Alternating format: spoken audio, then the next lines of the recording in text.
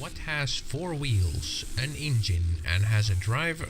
Had a driver sitting on top of it a second ago?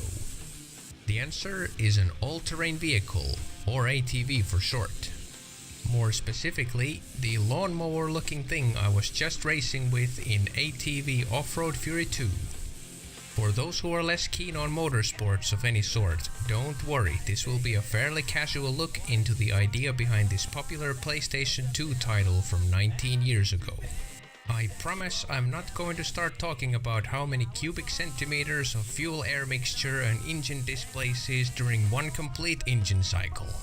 I'm fairly confident we'll manage without that information right now. So instead, what this video will be all about is the experience of a precious game I used to play all those years ago together with my friends and my big bro. I knew nothing about ATVs back then, but I still found this game curious, even at first glance. There's a hypnotic quality in watching these little flying machines making a smooth wavy motion up and down as they perform successive jumps, ramp after ramp. Let's just say that the driving I started with wasn't wavy, smooth, or very hypnotic at all, unless you're hypnotized by stuttery turns and sudden stops. That initial difficult period was short-lived though, because oh man, the driving mechanics in this game are just damn near perfect. All it takes is a short period of practice and everything starts to click into place. Before we get down to the racing, let me give this some nostalgic spice. This is how I used to roll. Number 55, Maverick. In case you're wondering about the name, ever seen the original Top Gun movie? I used to love it and figured naming my character after a skilled pilot might help me aviate. I mean, after all, you do spend a large portion of this game airborne. Also, here's the thing. For a completely arbitrary reason, this setting here for this particular ATV needs to be like this. I don't think it makes much difference, but that's what I always used to do. For luck, you know. Like I mentioned previously, this game doesn't take long to pick up. It's a really simple design. You've got basic controls for acceleration and brakes, but what's really important is tilting your driver right, left, forward and back. You can lean with the control stick and have a huge effect on, well, everything. If you lean the wrong way while jumping, you'll wipe as soon as you hit the ground. Keep your eye on the angle of the ground where you're about to land and try to land as evenly on all four wheels as possible. It's still a very forgiving system, and sometimes you'll land in a really sketchy angle and somehow manage to stay upright. Oh man, that was wobbly. Another reason why you want to wobble your rider around is that your rear tires are the source of all your speed. You can often affect your speed by pushing your rear tires towards the ground. This is especially important during a whoops section. Now that's an actual term, believe it or not. Anytime there are these rhythmic bumps on the road, they're called whoops. They will feel different to you depending on their height and shape, and that's where you can notice one of the most amazing things about this game.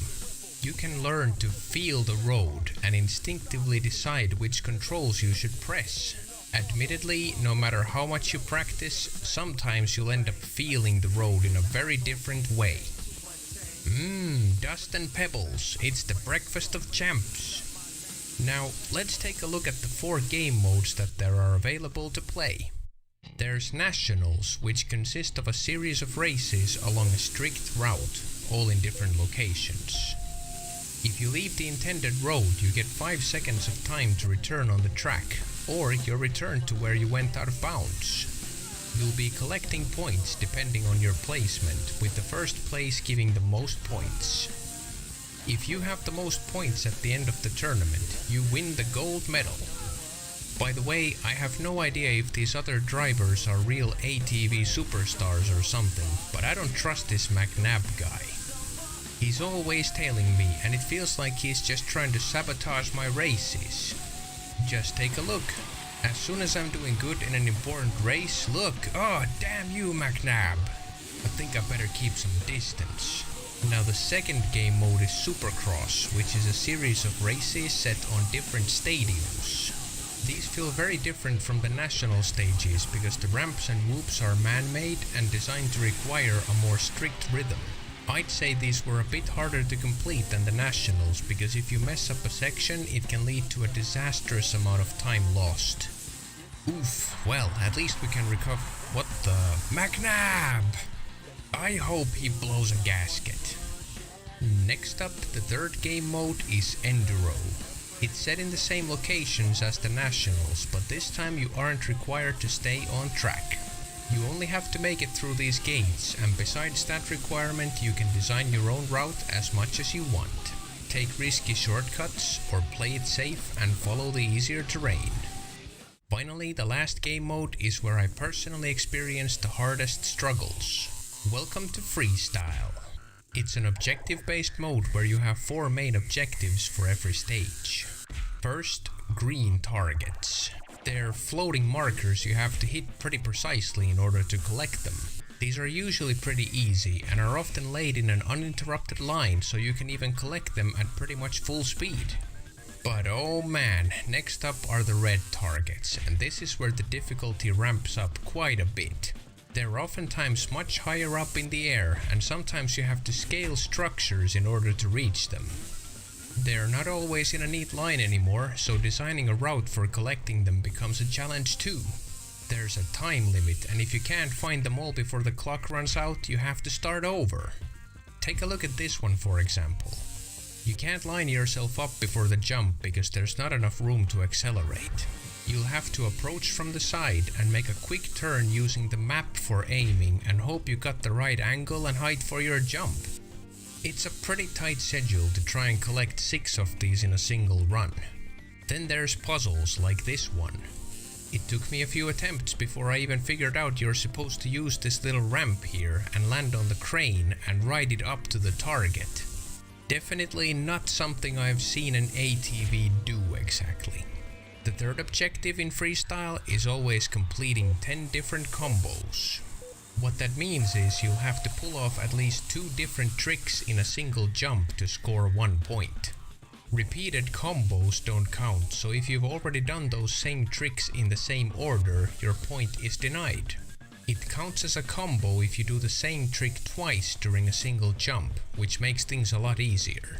At first I tried to just do combos at random, but I often happened to do the same combo twice by accident, so I started to use rules of thumb, like do all double combos and then all opposite combos, etc. The reason I was having so much trouble was that I didn't remember you actually have a second button for more tricks.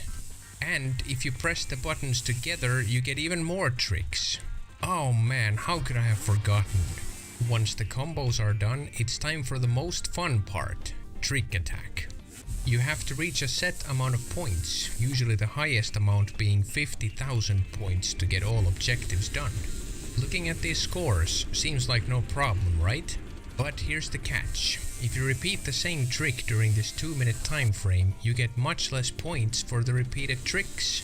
You can even do these higher scoring tricks by modifying your trick with the left bumper, but the same thing happens here. Tweak air eventually becomes weak air. Reaching 50k is not a simple task at first, and it feels like some tricks are literally worth nothing. But here's how to get around the problem. Notice how you get a multiplier for each trick you do in a single jump. Find any place on the level where you can perform a gigantic jump, even if it means driving back to the originating point to get that jump started again. Now bust out at least a couple of high scoring tricks along with a third trick and boom, you got yourself some serious score. You can even score points after the time has expired for those extra clutch saves. Whoa, that was close. If the jump is huge enough, you could even do 4 tricks during an especially tasty flight. Yeah, it's no longer a jump, it's a flight now. Man, that's a lot of fun. That's the 4 main game modes covered, but keep in mind that these modes still have the Pro Championships and the Expert difficulty setting on top of that. The Pro Championships are already a bit harder than the amateur ones, and just as an example, in some freestyle stages you have to get a whopping 100,000 points. That's not all, as there's a few juicy extra modes to mention that can only be played together with a friend. There's King of the Hill, where you have to bust the highest scoring combo of marked hills, and Treasure Hunt, where whoever collects the most tokens wins. There's even Tag, where the player who collects a bouncing ball becomes it, and the other player tries to tag them by ramming them. But the most fun, in my opinion, can be found in hockey. You're seeing this correctly. Ice hockey on frigging ATVs. With no sticks. It's super random, silly, and intense at the same time.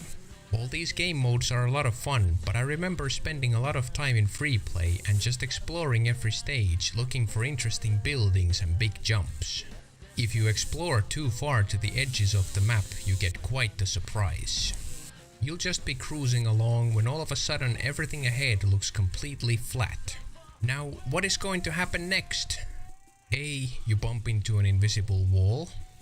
B. You reset backwards a short distance. C. A bear comes and eats the tires off your ATV. No, this is what happens. Holy son of a jump scare. When I named my character Maverick, this is the kind of airtime I signed up for. Awesome. Finally, there's the train. This beautiful piece of game design powers forward on the track running around Arlington Stream. It's loud, it's dangerous, and most importantly, it's just built for wicked stunts. You can try to jump on it or drive onto the ramp hanging from the last carriage. It's possible to traverse the entire length of the train if you're brave enough. The train makes turns, which makes staying on board very tricky. Sometimes hitting the sides of the train registers as a collision, sending you flying across the sky. There's structures on the way that you might bump into. Even when the train is running straight, it's hard to avoid the drops between the cars. Come on, let's go. I can make it. I can make it. Yeah, oh no. Come on, that counts, right? One more thing left to find out. Who wins in a chicken race? Train versus ATV. Here we go. Oh man, it's a ramp. Oh, I'm super dead. Help, I'm stuck. Somebody hit the brakes. Whew, okay train, you win this time. I have to mention that I don't enjoy seeing crashes at all in real life, nor do I wish for them to happen to anyone, period.